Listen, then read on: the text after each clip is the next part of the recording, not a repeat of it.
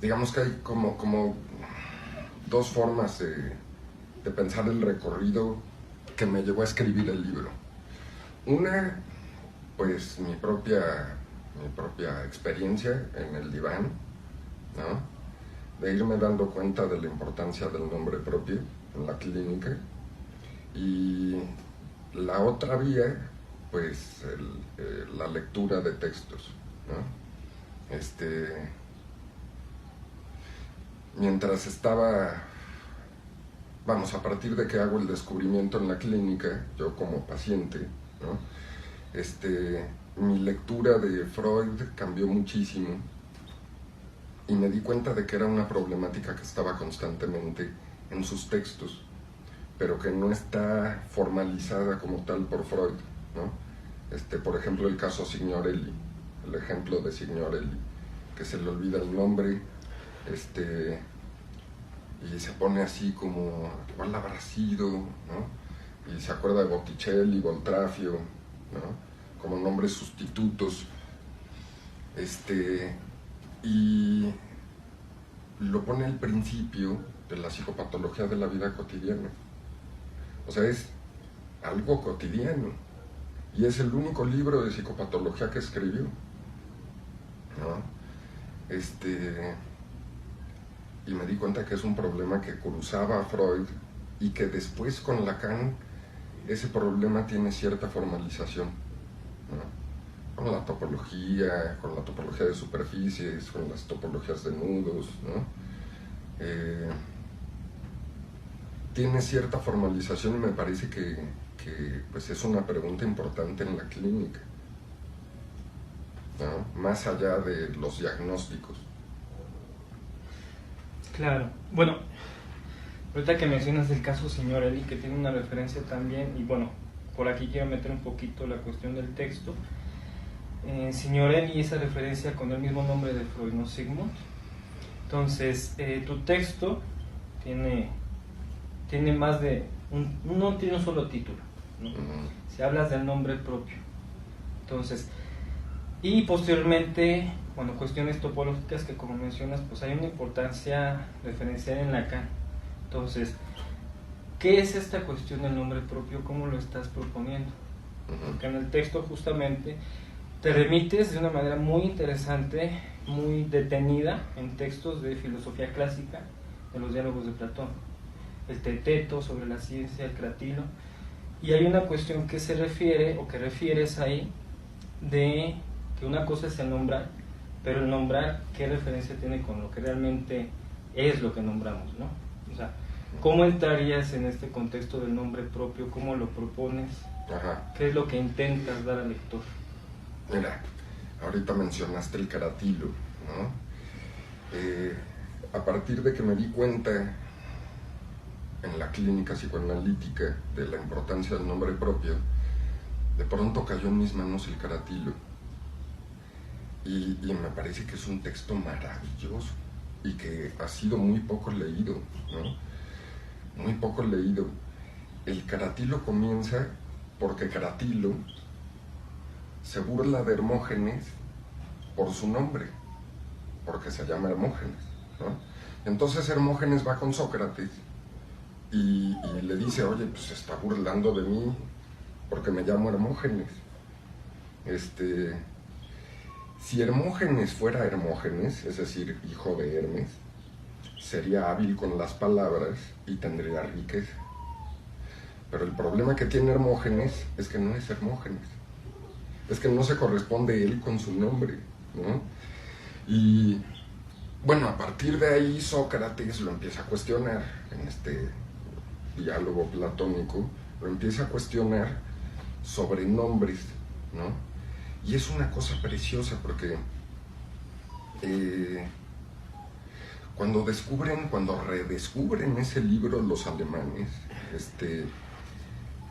los confronta mucho, porque en lugar de pensar el lenguaje como que hay palabras con su significación correcta y directa, lo que hace Sócrates es jugar con los sonidos de las palabras todo el tiempo, mientras está hablando con Hermógenes, ¿no? Con los sonidos de las palabras. Y eso me gustó muchísimo. Y es el primer libro del que tenemos noticia en donde se piensa directamente el problema del lenguaje, ¿no? El primer libro donde se piensa el problema del lenguaje comienza por el problema del nombre propio. Entonces, digo, eso me pareció maravilloso, ¿no? Maravilloso. Eso por un lado. Por el lado de cómo nombramos, se nos puede ocurrir un número al azar. Creemos que sí, ¿no? Comúnmente, qué sé yo, 6, ¿no? Cualquier número que se nos pueda ocurrir. Uno de los grandes descubrimientos de Freud es que no se nos puede ocurrir un número al azar. Es que cualquier número que se nos ocurra está predeterminado por lo inconsciente, ¿no? Diría Lacan por la cadena significante. ¿Se nos ocurre un nombre al azar? ¿Me entiendes la pregunta? No se nos ocurre un nombre al azar. Está predeterminado por la cadena significante, ¿no? Entonces la pregunta es, ¿desde dónde nombramos? Porque pareciera que nombramos con toda conciencia, con toda voluntad. Y pues yo preguntaría, ¿de veras? ¿No? ¿De veras nombramos desde ahí? ¿Qué sucede cuando nombramos algo? Es algo muy interesante. Por ejemplo, la cuestión del cometa Halley, ¿no? El cometa Halley pues seguramente lleva millones de años dándole vueltas al sistema solar, pero no apareció como cometa Halley sino hasta que el científico Halley pudo verlo en el cielo, determinar su órbita, haciendo cálculos físicos, darse cuenta de que va a aparecer cada 75 años, ¿no? Y entonces lo nombra. Seguramente ese cometa ya lleva años dándole vueltas al sistema solar, pero no existe sino hasta que lo nombra. ¿Me explico? El nombrar, pues es función de existencia. Hace existir, ¿no? El bacilo de Koch, las bacterias, ¿no? Y bueno, el nombrar a alguien, pues es llamarlo a la existencia. Nombrar a un hijo, ¿no? Respondiéndote, estaba pensando en este típico ejemplo de que si nombras a una gallina, ya no te la puedes comer, ¿no? Si hay que dejarlas sin nombre para entonces no tengan existencia y que puedan ser comida. Pero si las nombramos ya no nos las podemos comer. Ah. Sí. Sí me quiero meter un poquito, bueno, Dilo. en la cuestión de la topología. Nuevamente como una pregunta muy muy básica, porque es un trabajo, un recorrido intenso, si puedo justamente nombrar esta palabra, profundizando, metiéndose al trabajo de Lacan, ¿no? Entonces, pues muchos tenemos esa inquietud, pero no es simplemente la lectura, sino es un trabajo intenso de estar haciendo ramificaciones justamente las matemáticas, con la lingüística, con diferentes discursos. Entonces, tú eres alguien que lo ha trabajado muy detalladamente, decimos a la letra, Entonces, primeramente, ¿qué fue lo que encontraste en la topología? Tú, no este discurso genérico o general, no, tú que encontraste en la topología para tu práctica clínica, para escribir un texto, para generar planteamiento, y en el texto, bueno, ¿cuál es igualmente pues la propuesta, ¿no? Dentro de lo que es el nombre? O sea, sí me interesaría, porque quiero entender esta conjetura que haces, ¿no? Si es que la hay, ¿no? Conjetura. Sí, esta relación que haces en el texto o en el recorrido, ¿no? De la lectura. Entonces, ¿qué ha sido para ti la topología lacaniana? Una posibilidad de escucha. O sea, lo que a mí me ha permitido la topología es poder escuchar desde otro lado, ¿no? Conozco mucha gente que dice que la topología en Lacan, que Lacan se la pudo haber ahorrado, ¿no? O que transgrede los discursos matemáticos, ¿no? Seguramente lo hace, pero a mí en particular lo que me ha posibilitado es una escucha, es una posición de escucha diferente, ¿no? Me parece que lo que hace Lacan con la topología es darle cuerpo, si se pudiese decir así, a la escucha del discurso, porque a fin de cuentas el discurso es topológico. ¿Me explico?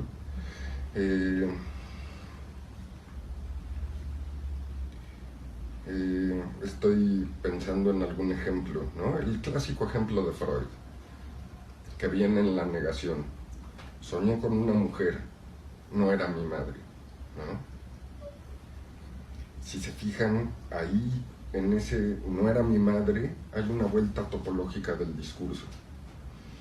Y ciertas lecturas que se pueden hacer de Freud, pareciera que lo inconsciente está como en lo profundo, como hacia adentro, ¿no? Como si lo inconsciente fuera un sótano, ¿no? Y me parece que la topología con Lacan viene a dar cuenta de cómo lo inconsciente está en la superficie misma del discurso, ¿no? Que lo más profundo que pudiésemos pensar pues está en lo más superficial. Hace un tiempo escuchaba a alguien decir, ¿cómo era la frase? Mis hermanos creen que yo quería matar a mi padre, pero no. Es una frase muy bonita, muy bien estructurada, pero que da cuenta de esa continuidad adentro-fuera, ¿no? En donde lo que está diciendo el sujeto lo dice, pero sin darse cuenta de lo que está diciendo. No sé si soy claro cuando lo digo así, ¿no? Freud dice en ese artículo de la negación que pues se subvierte adentro-fuera, ¿no? Con la negación en el psicoanálisis. Y me parece que quien termina dándole lugar a eso es Lacan. Freud como que lo vislumbra, pero Lacan con la topología le da lugar a eso, ¿no? Eso me parece que es la importancia de la topología. Pienso en una persona muy querida que anda por ahí por el mundo, que decía que después de trabajar la topología ya no podía pensar el psicoanálisis igual que antes, ¿no? Ahora, tampoco es necesaria, no es condición sine qua non, ¿no? Pero sí me parece muy importante, muy importante. Conozco gente que ha hecho un recorrido por la topología y ha dejado la topología de lado, ¿no? Porque tampoco se trata de la matemática como tal, o de la lógica como tal, sino de las posibilidades de escucha que brinda. No sé si... Sí. Bueno, en esta posibilidad, reitero, pienso que por ahí va justamente este recorrido literario dentro del texto, porque pensamos justamente que hablar de topología es meternos directamente así como si estuviera seco. No sé si me explico. Y reitero, lo que tú estás promoviendo un texto que empieza con la nominación, ¿no? Empiezas desde la época clásica, ¿no? Y ese es justamente, reitero, este discurso entrelazado, pero no en conjunto, que no es que digamos es lo mismo la nominación, sino justamente lo que yo considero es que tú estás agregando, estás poniendo un valor agregado a la topología, o sea, esta continuidad, ¿no? Porque creo también que en la actualidad, y reiterando justamente a Lacan o recordando a Lacan con estas preguntas que decía, bueno, ¿qué está haciendo el analista hoy, en los 50, años finales de los 60? ¿Qué está haciendo el analista? Y justamente pareciera que a veces hay un estancamiento, ¿no? Y tú promueves algo de decir, ¿qué más podemos sacar a la topología? ¿No? ¿Qué más podemos sacar en esta nueva, bueno, no nueva escucha, sino en estas distintas posibilidades de escucha clínica? Porque eso efectivamente creo que es algo fundamental. O sea, todo el mundo dentro del análisis dice la escucha, pero realmente la posibilidad de la escucha en ese orden de la individualidad. No hay universalidad, no hay discursos universales, es un sujeto de cada individuo, ¿no? Entonces, me llama mucho la atención, reitero, a mí me motiva mucho esta cuestión del nombre, porque cuánto hemos realmente preguntado por esa nominación que hacemos del otro, ¿no? Cuando entra alguien a la clínica con nosotros, se desespera de esa escucha, y ¿qué es ese acontecimiento, no? Que tú lo estás descubriendo desde la topología. Entonces, no sé si quisieras hacer algún agregado, ¿no? Respecto de tu propia experiencia, porque si mencionas esto, ¿no? Es una forma de tener otra escucha, pero también esto es una clínica, ¿no? Se maneja por la clínica, entonces, no sé, ¿alguna experiencia quisieras compartirnos? Bueno, de la clínica pues sería difícil, ¿no? Sí, pero este proceso que has tenido en más de 10 años de trabajo, ¿no? O sea, ¿cómo fue este cambio que tuviste antes de meterte a la topología, a la hora?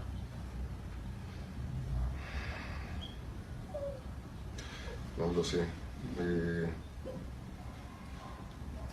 No lo sé. Pienso, lo que pasa es que con tu pregunta, lo que me resuena es como si pudiese yo sacar ejemplos clínicos, ¿no? Y pues es complicado. Es complicado justo en el registro del nombre propio, ¿no? En el registro del nombre propio. Mencionabas hace rato, por ejemplo, a Freud, y estábamos hablando de Signorelli. ¿Qué es el olvido de un nombre propio, sino el olvido del propio nombre? ¿Me explico? Es ese momento en el que Freud se le olvida el nombre de Luca Signorelli, pero tiene muy clara la imagen de Signorelli. A todos nos ha pasado en algún momento. ¿Cómo se llama? ¿Cómo se llama? Y tenemos su cara así, clarita, ¿no? Clarita. Y si te fijas, a fin de cuentas, el nombre que se le olvide es Sig, de Sigmund, ¿no? Y a todo lo largo y ancho de la psicopatología de la vida cotidiana, Freud dice que el nombre que se olvida es el nombre propio, en la cadena asociativa, ¿no? Algo que me pregunté a lo largo del libro es cómo funciona eso en la clínica, cómo pensar eso en la clínica. Obviamente, por lo delicado del tema, casi no puedo poner pues, ejemplos clínicos tal cual, ¿no? Pues porque eso implicaría hablar de alguien dividido por dentro, de un individuo, ¿no? Claro. Pero sí poder preguntarme por esa constante del nombre propio. Una de las apuestas es no hacer psicopatología, sí de la vida cotidiana, pero no psicopatologizar, ¿no? Como esto que hemos hablado en otras ocasiones de las 3 estructuras, ¿no? A mí me parece que Lacan es muy claro, el inconsciente está estructurado como un lenguaje y no como 3 lenguajes, no 3 estructuras, ¿no? Y por otro lado, el pensamiento clásico, la filosofía. Me parece que la filosofía piensa cosas muy importantes, muy importantes. Ya poníamos el ejemplo del creativo, ¿no? Otro ejemplo es Walter Benjamin. Walter Benjamin tiene un texto precioso sobre el nombre propio. Y es un texto muy bonito, pero piensa el asunto del nombre propio completamente diferente a como Lacan lo plantea en el Santón. Es una vuelta que he escuchado muy poco en los psicoanalistas con los que convivimos, ¿no? Porque pues, conocemos algunos en común, ¿no? La vuelta del último Lacan por pensar lo real.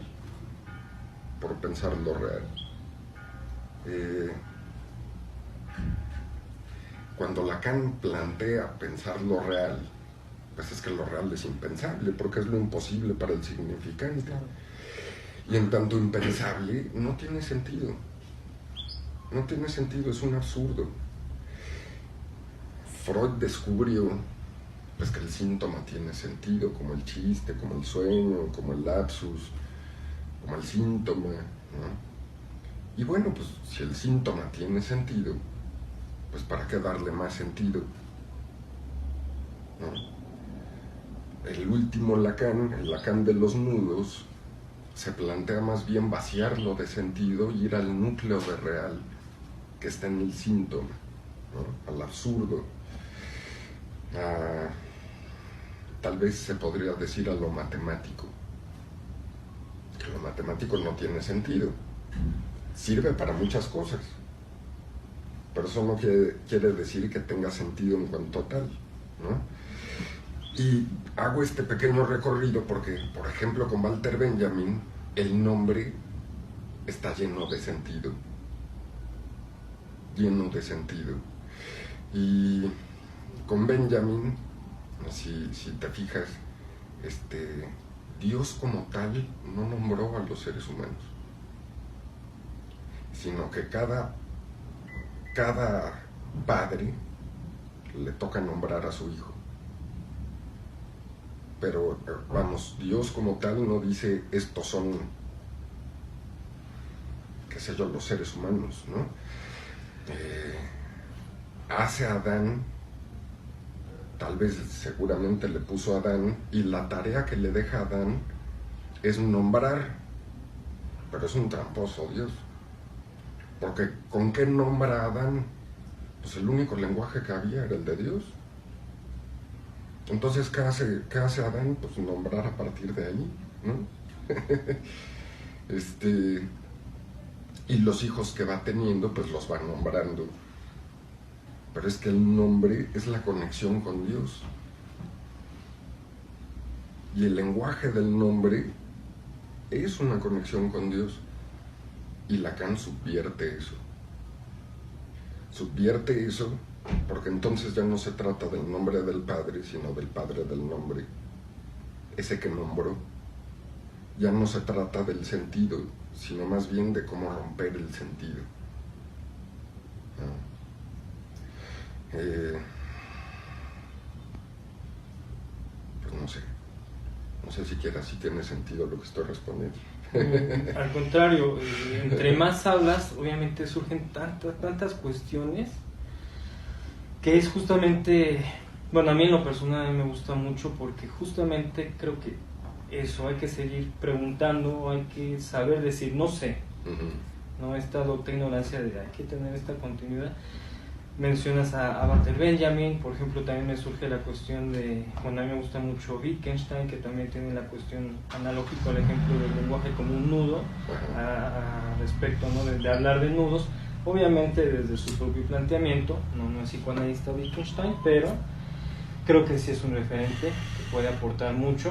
Obviamente podríamos remitirnos desde los planteamientos de Saussure, qué sé yo, mil cosas que da para hablar de todo esto.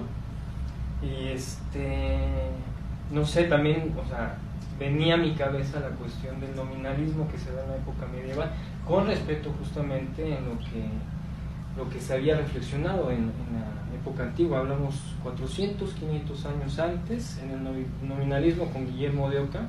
Ahí lo van a ubicar, por ejemplo, con el nombre de La Rosa. De ahí vienen, ¿no? Lo saca Humberto Eco, pero del planteamiento de Guillermo de Oca. Entonces, esta cuestión del nominalismo, o sea, hasta dónde realmente lo que nombramos de esencia, y es lo que tú vas comentando ahorita. Entonces,